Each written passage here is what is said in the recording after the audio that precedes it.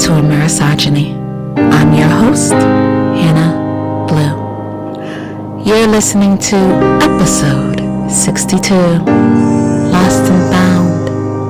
Now, why is the title of this episode Lost and Found? Well, there's a method to my madness. It doesn't matter where you are in the world. Your language has a translation for lost and found. Yet, how do they tie into mental health?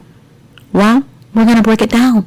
Traveling around the world and unwrapping stories like a bow. It's what we do best. Listeners, get your tickets ready and let's fly to our first stop, Eastern Spain. In the province of Valencia, there's an archaeological site called the Cova Negra. At the Cova Negra site, a fossil was found, and scientists say it represents the earliest known proof of Down syndrome.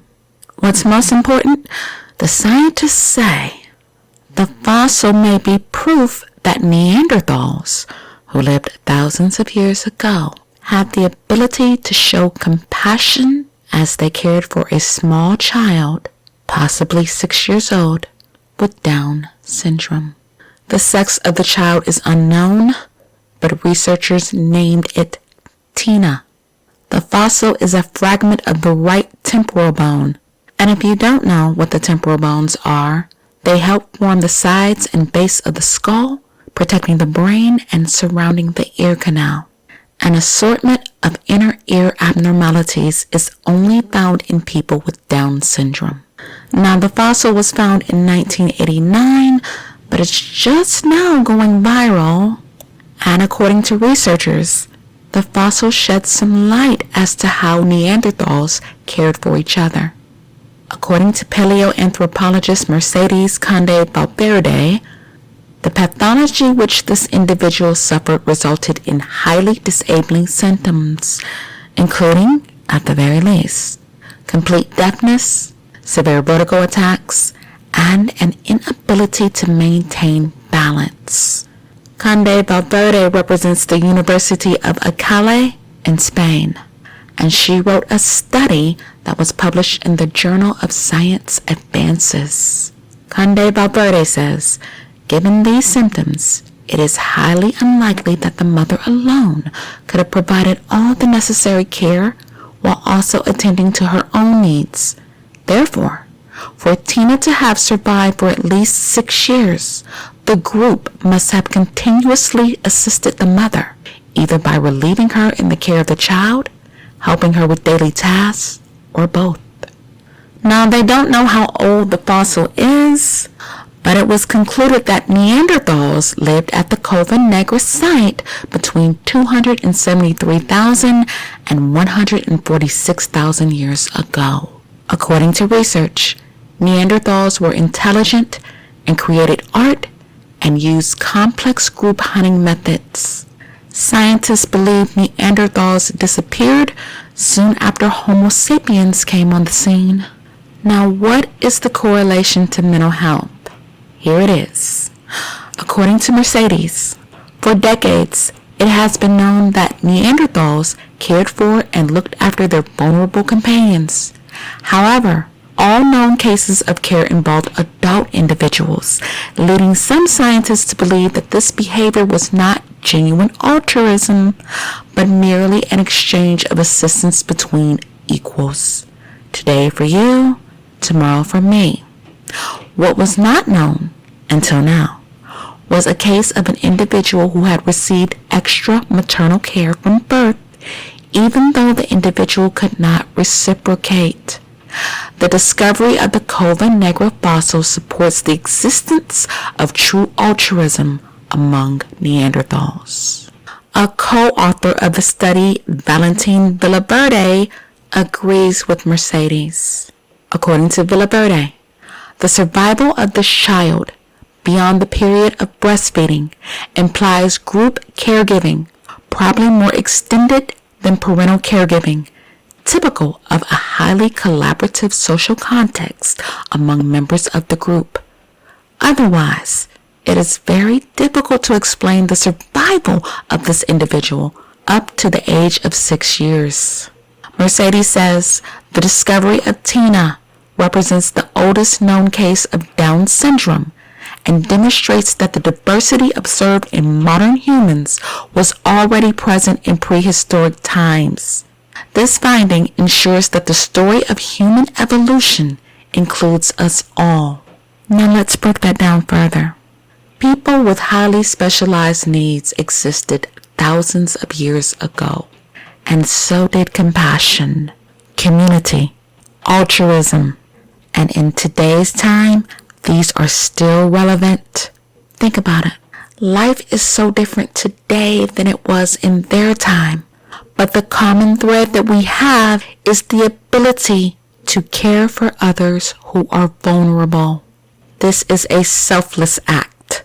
If the Neanderthals had compassion on this little child, a 6-year-old with Down syndrome, then what excuse do we have to ignore them or want them locked away in society? The Neanderthals recognized they had a responsibility to care for this child. Likewise, we also have a responsibility to show compassion to people with highly specialized needs. The Neanderthals also proved that when people come together and work together, beautiful things happen. The quality of life for others improves. The main idea of the story is Tina would not have lasted for 6 years without love and compassion of an extended family. Doesn't matter if these people were related to her by blood or not. Tina's mother had a community that gave her love and support. They didn't have iPhones or fancy cars, Jordans, or 6-figure salaries. They had compassion, which resulted in the survival of the 6-year-old child. They didn't let go of Tina or its mother. And that's what I told you in episode 58. Don't let go of your loved ones. Don't allow them to be locked away in modern-day asylums for the convenience of politicians. We have zero excuse to avoid walking in their footsteps. Our next stop, Alala, Washington, USA.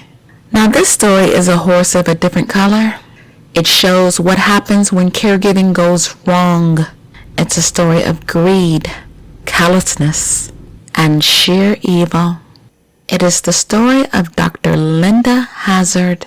This happened in the 1910s when Dr. Hazard went on trial for killing patients who trusted her. Now, I don't know what Washington was thinking giving this woman a license. She had very little training and no medical degree. But still, she was licensed as a fasting specialist. There was no method to her madness. It was sheer insanity. She believed food was the root of all disease, specifically if you ate too much of it. In 1908, she wrote a book and published it. It was called Fasting for the Cure of Disease. And she wrote, the path to true health was to periodically let the digestive system rest through near total fast of days or more. And here's how she did her fast. Patients had only small servings of vegetable broth and were subjected to daily enemas and massages that nurses said sometimes sounded more like beatings. To me, this sounds crazy, but people lined up for it, such as Daisy Maud Haglund. She was a Norwegian immigrant, and she died in 1908 after fasting for 50 days under Hazard's care. She was a mother to a 3-year-old son, Ivar. 2 more patients of Dr. Hazard were Claire and Dora Williamson. Their father was a wealthy English Army officer. The locals called Hazard's Institute Starvation Heights. Now that's petty, but true. The sisters were staying at the Empress Hotel in Victoria, British Columbia, when they saw an ad for Hazard's book. The sisters wanted to improve their health. They had given up meat and corsets, and when they read about what Hazard was doing, They were excited to experience what Claire called Hazard's most beautiful treatment. The women traveled to Seattle in February 1911, but after signing up for treatment, they were told the sanitarium in Olalla wasn't ready. Hazard settled them into an apartment on Seattle's Capitol Hill and began the treatment. The women were given a broth made from canned tomatoes twice a day and no more. She gave them enemas that lasted for hours in a bathtub, and the girls began to faint during their treatment. In only 2 months, the women weighed 70 pounds. Now, they never told their family where they were going, but their childhood nurse, Margaret Conway, received a mysterious cable, and it caused her to make a trip to go see them. Linda Hazard was a snake, and so was her husband. Samuel Hazard was an ex-Army lieutenant who had gone to jail for bigamy after marrying Linda. He met Margaret in Vancouver and told her Claire was dead. They claimed drugs given to Claire in childhood shrunk her internal organs and caused cirrhosis of the liver. Claire had been too far gone for their beautiful treatment to save her. Now, Margaret Conway was no doctor, but she knew something was sneaky about the couple. When she saw Claire's body, the hands, facial shape, and color of the hair looked wrong to her. She arrived in Olalla to see that Dora weighed only 50 pounds. But although Dora was starving to death, she didn't want to leave Olalla, and it got worse. Dr. Hazard had been appointed the executor of Claire's estate and Dora's guardian for life. Dora had also signed over a power of attorney to Samuel Hazard. And what did the dastardly doctor and her trash husband do? They took Claire's clothes, household goods, and jewelry that belonged to the sisters, diamonds, sapphires, and other jewels, estimated to be worth $6,000. Dr. Hazard was shameless. She drafted a report about Dora's mental state and gave it to Margaret while wearing one of Claire's robes. Margaret tried to convince Dr. Hazard to release Dora, but she was a servant, and she was intimidated by Dr. Hazard. So she called an uncle of the sisters, John Herbert, to free Dora. He had to pay Hazard almost $1,000 to let Dora leave. Lucian Agassiz, the British vice consul, stepped in, and subsequently Hazard went on trial for murder. Herbert and Agassiz started investigating Hazard and found she was connected to the deaths of several other rich people. Many had signed over large portions of their estates to her before they died. One was a former state legislator, Louis E. Radar. He owned the property where her sanitarium was located. Its original name was Wilderness Heights. When police tried to question him, he was moved to an undisclosed location and later died in 1911. Another British patient, John Ivan Flux, had come to America to buy a ranch. Instead, he died with $70 to his name. Another man from New Zealand, Eugene Wakeland, was reported to have shot himself while fasting under Hazard's care. After Hazard was appointed a minister of his estate, she drained it dry. It was said under Hazard's care, at least a dozen or more people starved to death. On August 15, 1911, Hazard was arrested on charges of first-degree murder for starving Claire Williamson to death. Servants and nurses testified how the sisters had cried out in pain during their treatments, suffered through enemas lasting for hours, and endured baths that scalded at the touch. The prosecution accused Hazard of financial starvation as well, forged checks, letters, and other fraud that had emptied the Williamson estate. And rumor had it that Hazard conspired with the Butterworth mortuary and switched Claire's body with a healthier one so no one could see how bad Claire looked when she died. Hazard took no accountability for the death of Claire or any of her other patients. According to Hazard, if you died during a fast, you had something that was going to kill you anyway. What a cold-hearted monster. She felt she was being attacked because she was successful, and there was a battle between conventional medicine and more natural methods. Would you believe others agreed with her and offered her support? She even brought Christianity into her delusional madness, saying Moses and John the Baptist all recognized the spiritual power of the fast. And this is how some people twist Christianity to further their own agendas. A lot of people are very good at that. But the jury was having none of her nonsense. They returned a verdict of manslaughter, and she was sentenced to hard labor in prison in Walla Walla. Her medical license was revoked and never reinstated, even though she was later pardoned by the governor. She served only 2 years before moving to New Zealand, and in 1920 she returned to Ulala to finally build the sanitarium of her dreams, calling the building a school for health. Well, in 1935 it burned to the ground. 3 years later, Hazard was in her early 70s. She got sick and underwent a fast of her own. Now, of course, it didn't work, and she died. This is what happens when compassion goes out the window and greed takes front and center. Now, how does this relate to mental health? Linda Hazard was evil, but very intelligent. She knew food is a motivator for people. It makes you feel good. The sight and taste of it creates endorphins and feelings of comfort. But food also provides mental clarity. When you don't eat well, you can't think properly.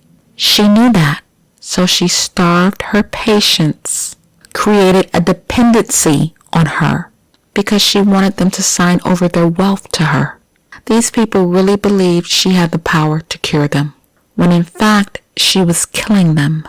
Well, Dr. Linda Hazard isn't running this podcast, so let's talk about some food.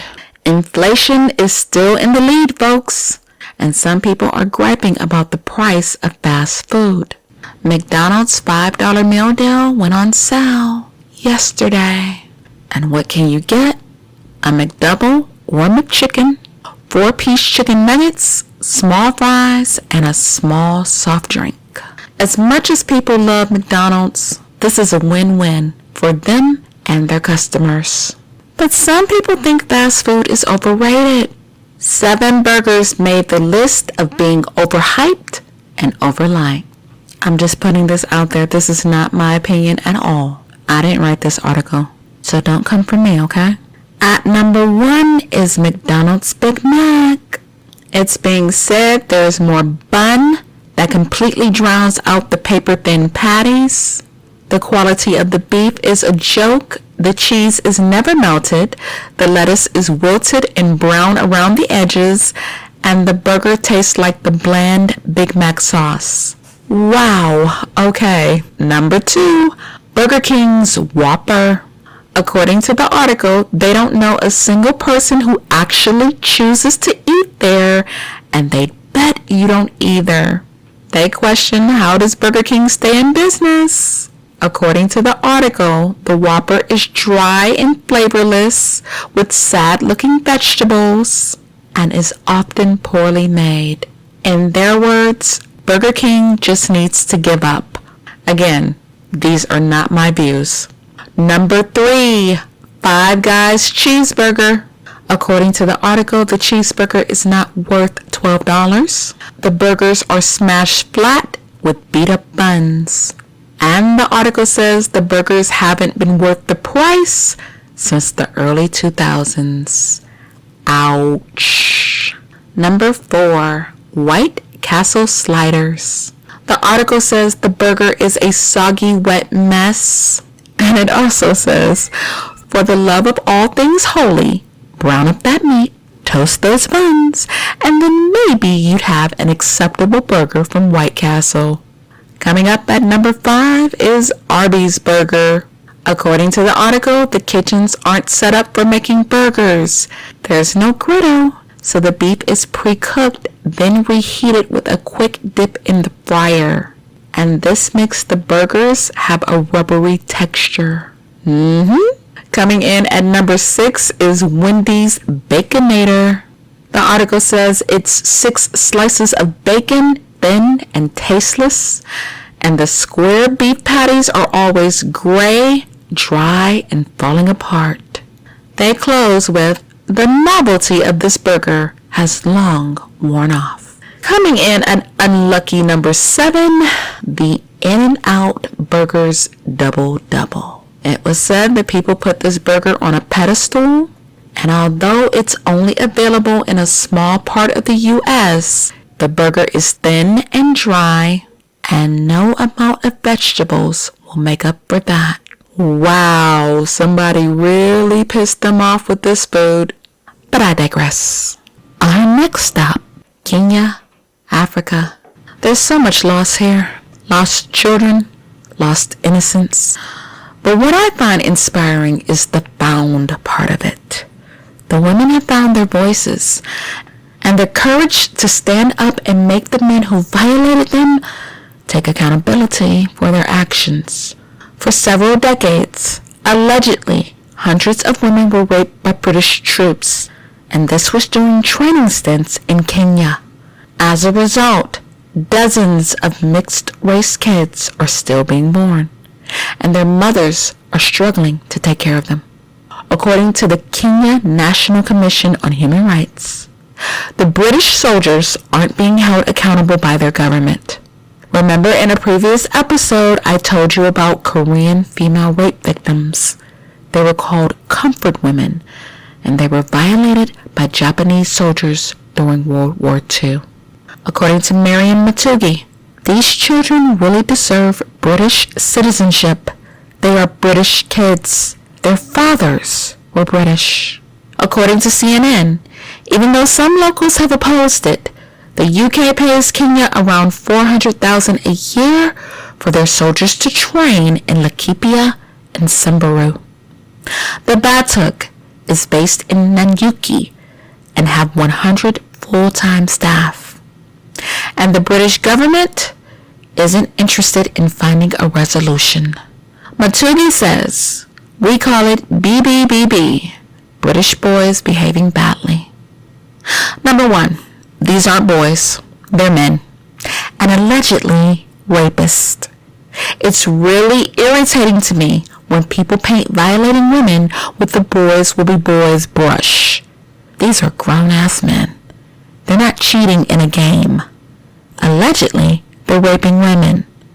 To phrase it this way is disrespectful and irresponsible. Marian Panalasi is 17, and she lives in Archer's Post, a small town 200 miles north of Nairobi. She is one of many lost children. She told CNN she feels ostracized because she is light-skinned. It's rare to see mixed-race people living where she lives. According to her, the locals call her a poor white girl. They always say, "Why are you here? Just look for connections so that you can go to your own people. You don't belong here.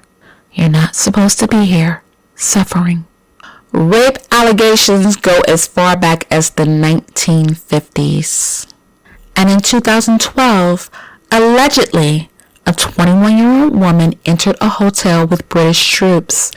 Her body was later found in a septic tank. But even though the soldier was outed by his peers for allegedly killing her, he has never faced trial. In 2007, 2,187 Kenyan women claimed they were raped, but the UK Defense Ministry says there was no reliable evidence to support any single allegation, and therefore they dismissed the claims.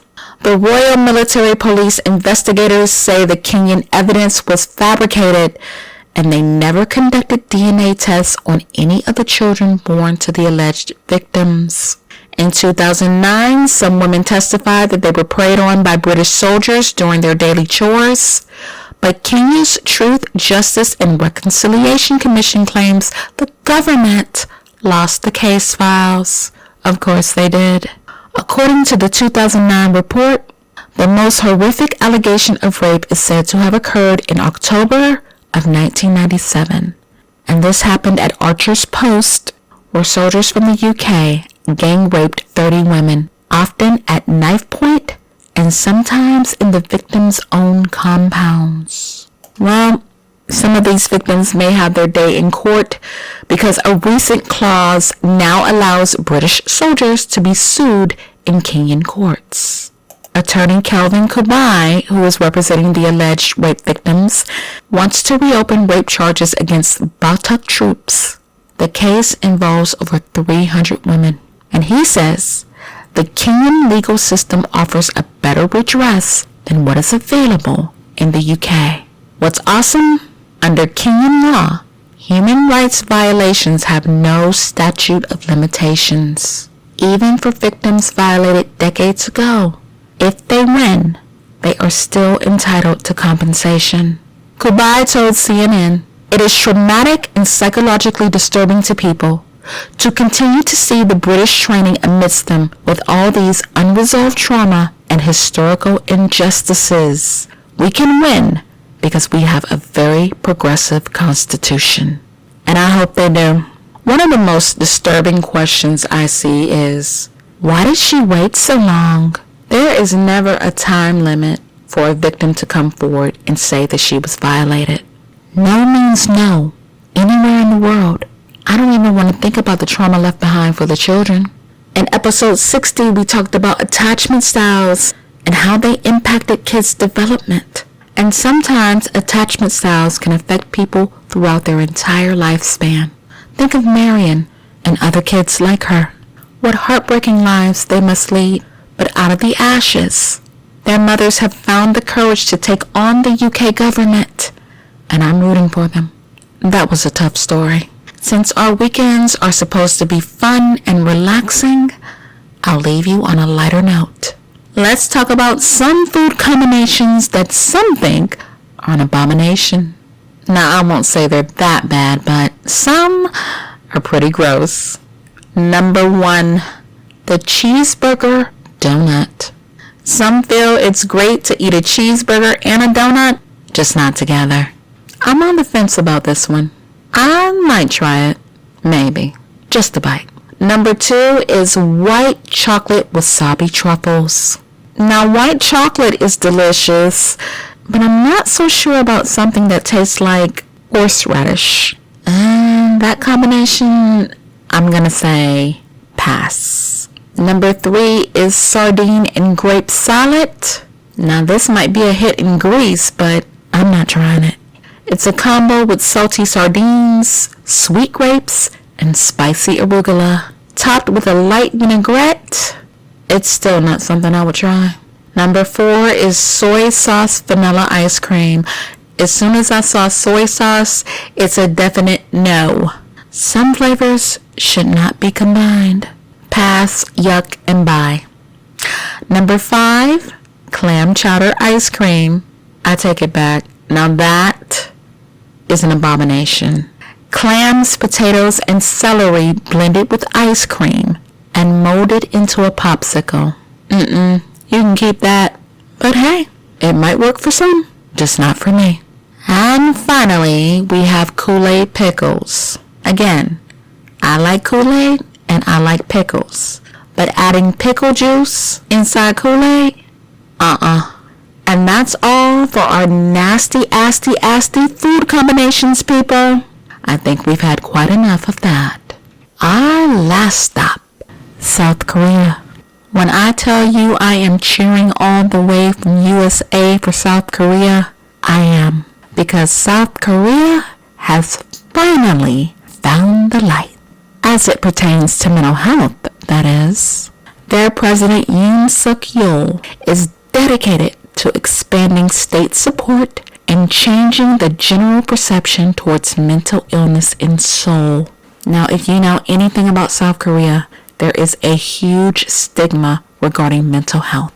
As of now, no young people ages 20 to 34 under South Korean rules can get mental health checkups more than once every 10 years through the National Health Insurance Service. Well, that's going to change. The government is going to expand the state budget to address people's mental health starting next year. The state support package is estimated to cost roughly 300 billion won, which in the U.S. is $215.7 million.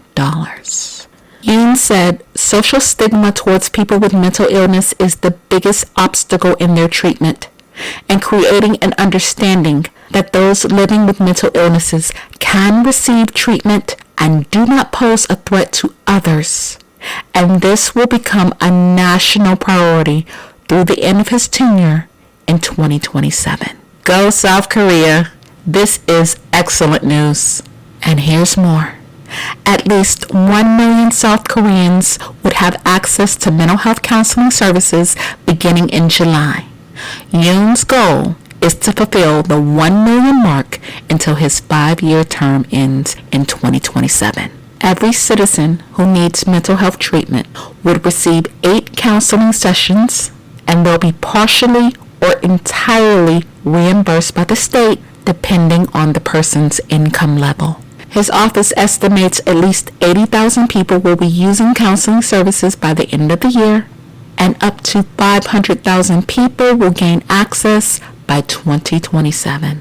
According to Yoon, the counseling services are aimed at preventing mental health struggles caused by a highly competitive society.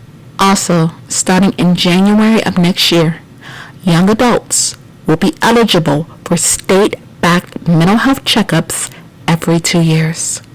They are also looking to add 1 center and hire more crisis counselors for its national suicide prevention hotline. And they need it. The suicide rate is so high over there. And I'm so happy and relieved that people who need mental health treatment are finally going to get it. Yoon said, many citizens are suffering from depression and anxiety because of excessive competition in the society. Early detection of mental illness is important. He's also looking to increase mental health emergency medical centers and the number of hospital beds inside the centers. They're going to build more mental rehabilitation facilities across the country, and 50 new houses will be provided for those needing mental health care. Seoul hopes the renewed plan will help cut the national suicide rate in half by 2030, and here's why it's important. South Korea alone has had the highest suicide rate among 38 nations for almost 20 years. That's a long time. How many K-pop stars have they lost to suicide? How many Korean actors and actresses? Far too many. In 2022 alone, South Korea recorded 25.2 deaths per 100,000 people. South Korea's life satisfaction level ranked 35th out of 38 nations between 2020 and 2022. I can't tell you how long we've waited for mental health to be addressed in South Korea. Finally, it's happening. This is a huge win for the people of South Korea. Everyone, all across the world, deserves mental health treatment. I agree with their president. Social stigma is the enemy, and it doesn't help people who need proper mental health treatment. We have opened and closed this episode on a good note, with one word summing up the name of the game: compassion. People, I could sit here and talk to you all day, but I'm out of time. If you enjoyed today's episode, feel free to follow me. By now you know where. Podbean, Samsung, Spotify, Apple Podcasts, iHeartRadio, YouTube Music, and more. The weekend is here, folks, so I want you to be good to yourselves. Before I go, I want to give a special shout out to the new countries that have joined our Amerisogyny podcast. Hello and welcome to Bangladesh, Romania, Israel, Monaco, Somalia, Turkey, and Slovakia. Welcome, friends, and thank you for listening to the Amerisogyny podcast. Make sure you tune in every week, because I'll be back with more stories. Be easy, have a good weekend, take care of yourselves, and as always, God bless.